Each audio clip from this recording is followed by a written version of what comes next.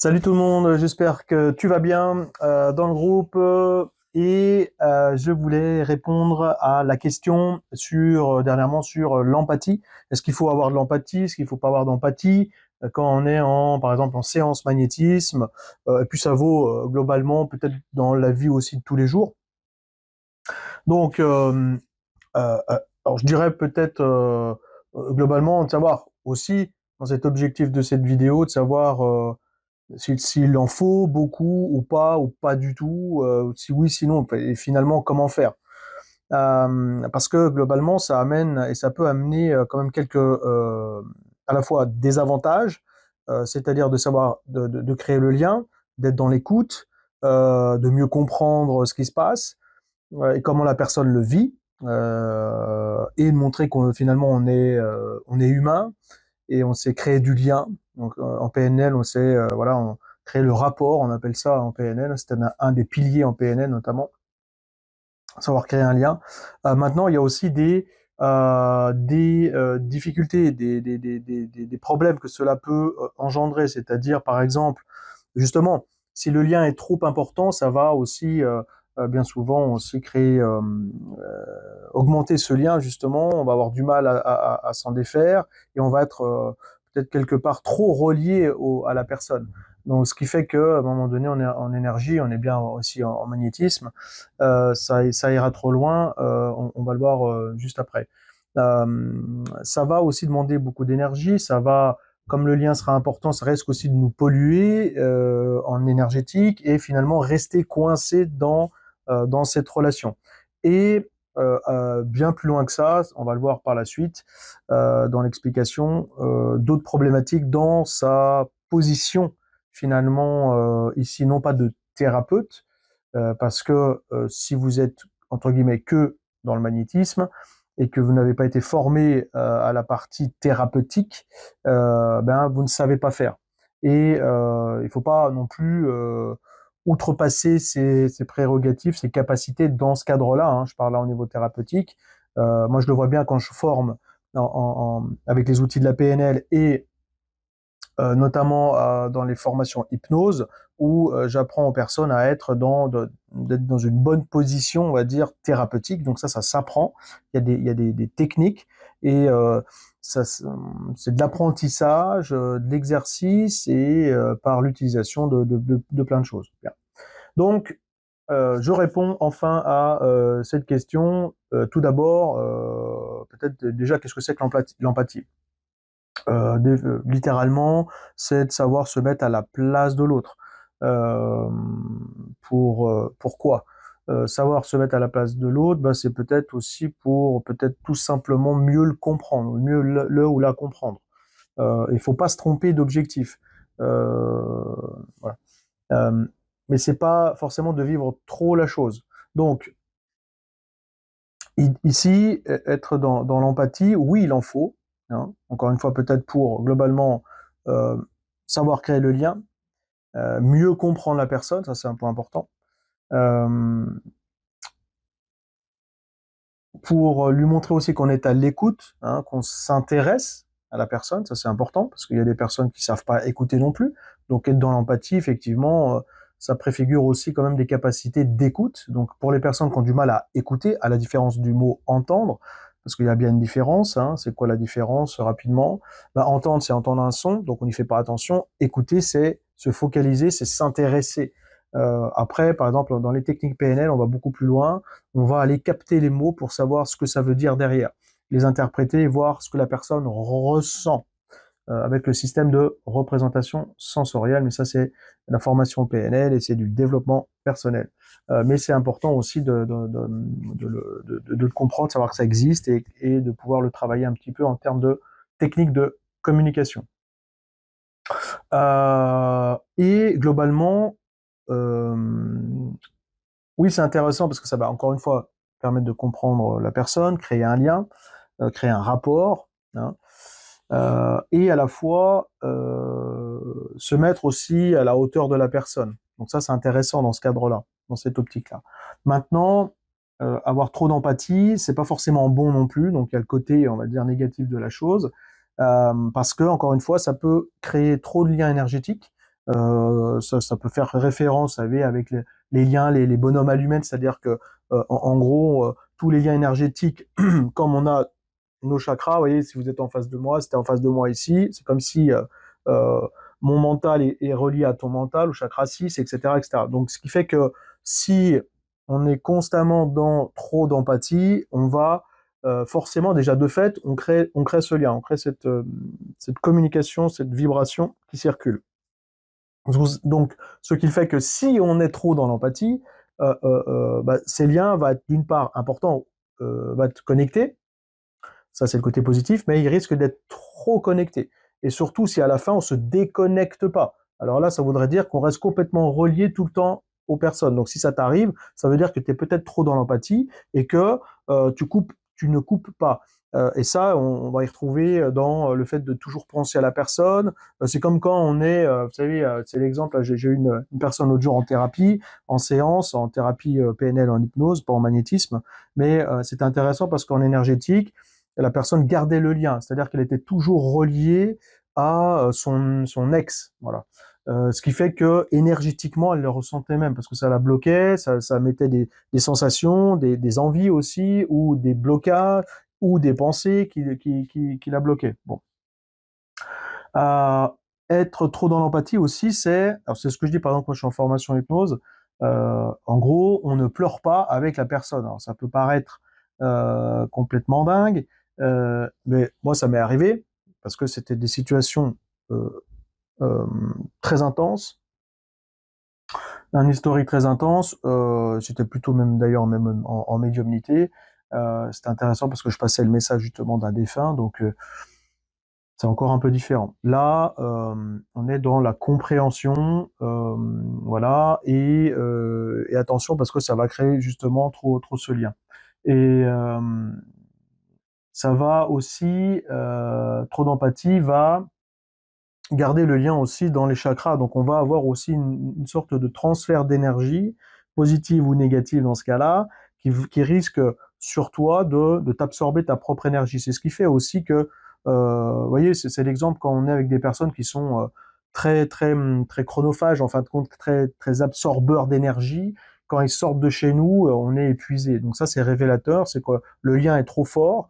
Alors ça peut être un lien négatif, mais surtout on ne déconnecte pas, et en plus il y a un aspect absorption de la personne qui vient pour à la fois tout déverser sur la table, à toutes ces problématiques, et à la fois qui nous pompe toute notre énergie. Donc ça, être trop dans l'empathie, à un moment donné, ça risque de se retourner contre toi si tu l'es trop. Voilà, je pense que c'est encore une fois une sorte d'équilibre, un juste milieu entre les deux. Autre point, comme je te le disais, c'est que dans l'empathie, ici, encore une fois, quand on n'est pas formé aux techniques thérapeutiques, il faut faire quand même attention à ça, hein.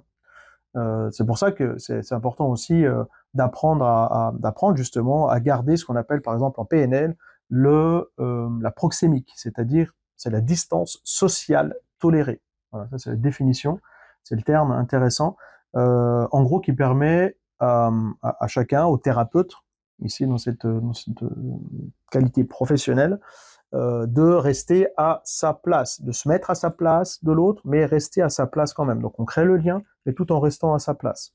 On va aussi, autre technique, par exemple, euh, utiliser des termes en communication, donc qui vont dire, au lieu de pleurer avec la personne, on va plutôt utiliser des termes de compréhension. D'ailleurs, je vous comprends, je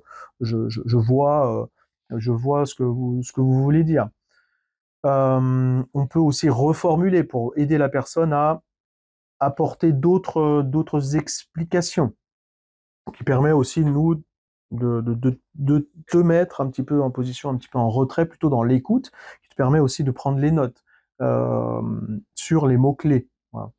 Voilà. Et autre point, d'autant plus l'empathie peut être ici un peu problématique parce que si en plus, là on est bien en énergétique hein, dans le groupe, sur ce groupe-là, donc ce qui veut dire c'est que on va avoir une problématique, surtout si on se déconnecte pas.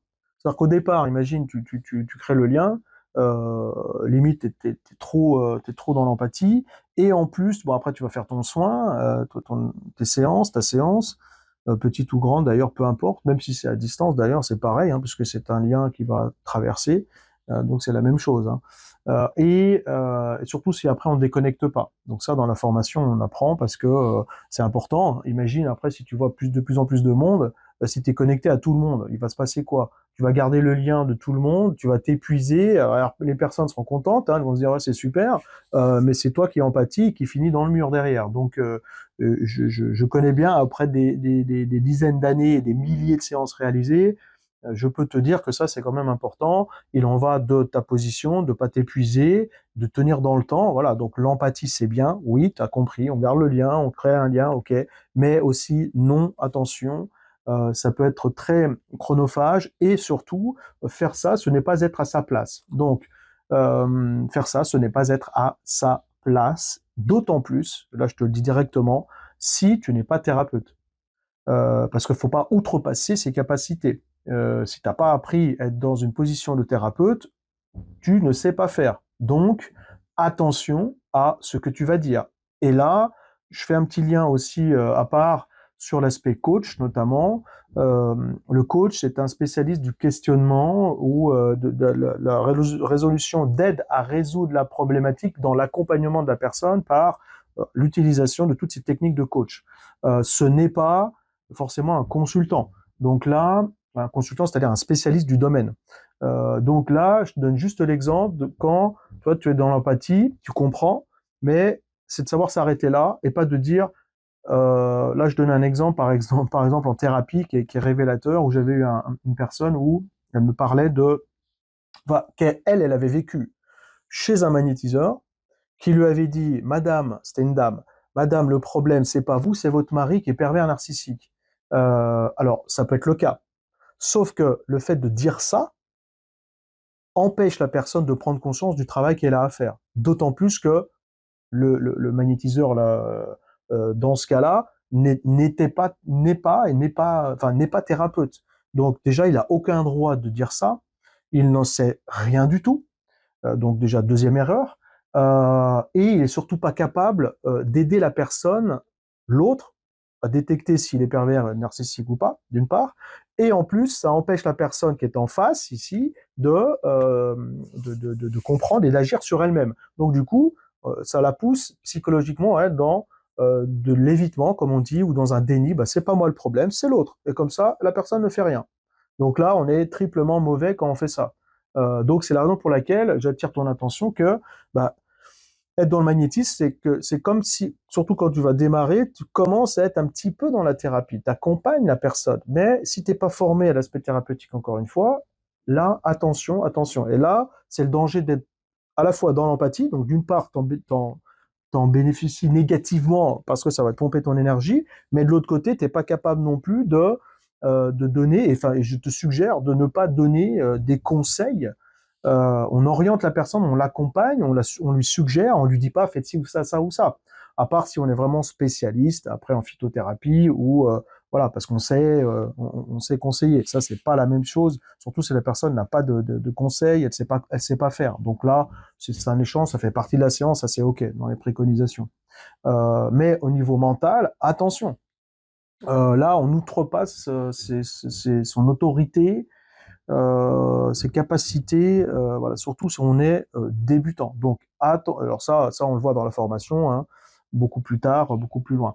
Mais c'était juste pour t'aider à comprendre que l'empathie, oui, c'est bien, mais à la fois, ça prend de l'énergie, et surtout si tu ne déconnectes pas, et il y a quand même une différence, c'est-à-dire que s'il y a trop d'empathie, bah, pour passer d'une empathie présente et à la fois maîtrisée, bah, il y a quand même de l'apprentissage à intégrer, à comprendre, voilà.